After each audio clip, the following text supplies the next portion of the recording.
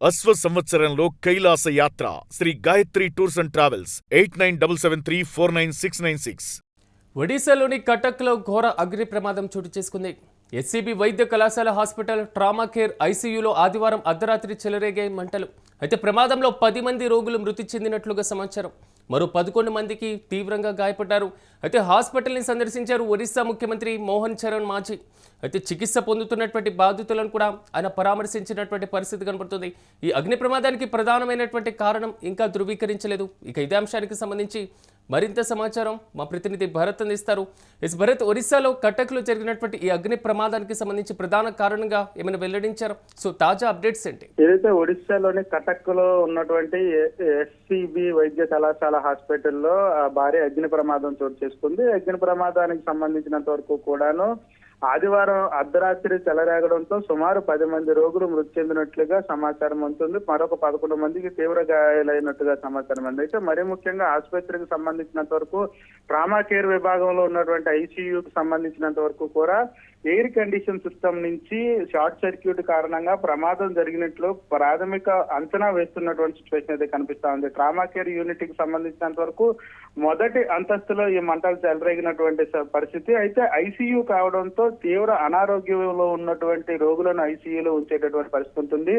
ఒక్కసారిగా first floor లో మంటలు చెలరేగడంతో పాటుగా పొగ కమ్మేయడంతో ఉన్నటువంటి రోగులు అప్పటికే తీవ్ర అనారోగ్యంతో ఉన్నటువంటి వాళ్ళకి మంట పొగతో ఒక్కసారిగా మృతుల సంఖ్య పెరిగినటువంటి పరిస్థితి. 10 మంది మృతి చెందినట్లుగా హాస్పిటల్ వర్గాలు చెప్తున్నటువంటి సిచ్యువేషన్ కనిపిస్తా ఉందని చెప్పొచ్చు. అయితే ఆ సమయంలో అక్కడ ఉన్నటువంటి రోగులు ఎవరైతే ఉన్నారో 11 మందిని తీసుకొచ్చినప్పటికీ కూడా వాళ్ళకు కూడా తీవ్ర గాయాలు అయ్యాయంటూ కూడా చెప్తున్నటువంటి పరిస్థితి. అయితే దీనికి సంబంధించినంత వరకు కూడా హాస్పిటల్ మొత్తం ఆ మంటలకు సంబంధించినంత వరకు కూడా గందరగోళ పరిస్థితులు నెలకొనడం, దాంతో పాటుగా అగ్నిమాపక సిబ్బంది కూడా వెంటనే రంగంలోకి దిగినటువంటి పరిస్థితి. ఆసుపత్రికి సంబంధించి కానీ అగ్నిమాపక సిబ్బంది కానీ సుమారుగా 2.5 గంటల పాటు వెచ్చించి ఆ మంటలను అదుపులోకి తీసుకొచ్చారంటూ కూడా హాస్పిటల్ వర్గాలు చెప్తున్నటువంటి సిచ్యువేషన్ అయితే కనిపిస్తా ఉందని చెప్పొచ్చు. మరీ ముఖ్యంగా ఈ ఘటనకు సంబంధించిన సమాచారం అందిన వెంటనే స్థానికంగా ఉన్నటువంటి ఒరిస్సా ముఖ్యమంత్రి హాస్పిటల్ కి చేరుకోవడం అంటూ జరిగింది. ఎవరైతే క్షతగాత్రులు ఉన్నారో క్షతగాత్రుల పరిస్థితిని సమీక్షించినటువంటి పరిస్థితి, మరీ ముఖ్యంగా బాధితుల కుటుంబాలకు సంబంధించినంత వరకు కూడా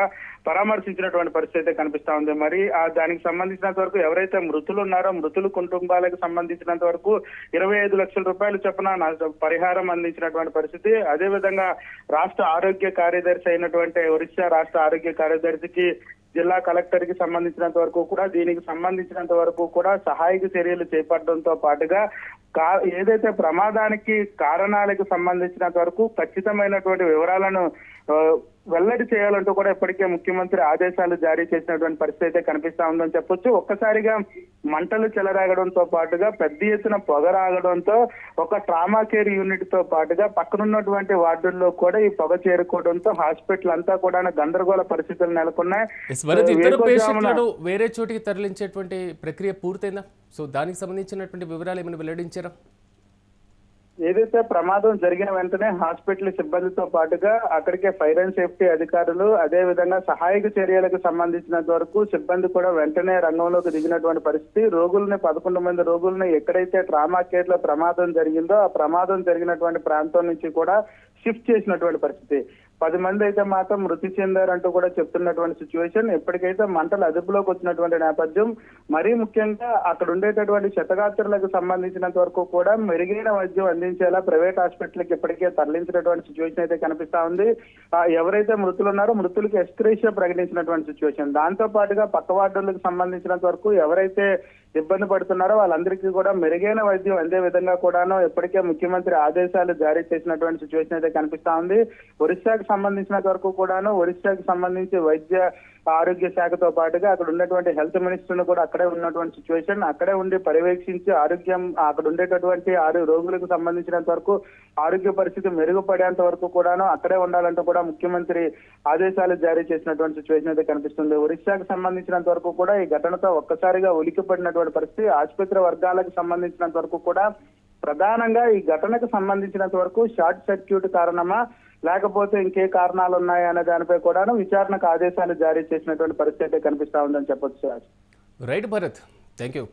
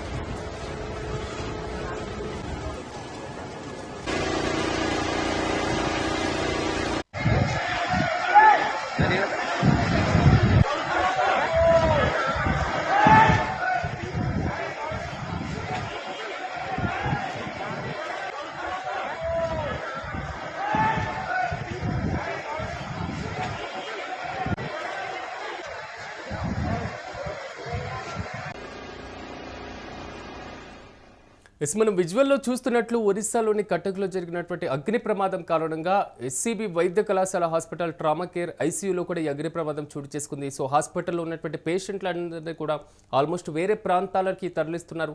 సో ఆదివారం అర్ధరాత్రి భారీగా మంటలు చెలరేగడంతో ప్రమాదంలో 10 మంది రోగులు చనిపోవడం జరిగింది. మరో 11 మంది తీవ్రంగా గాయపడ్డారు.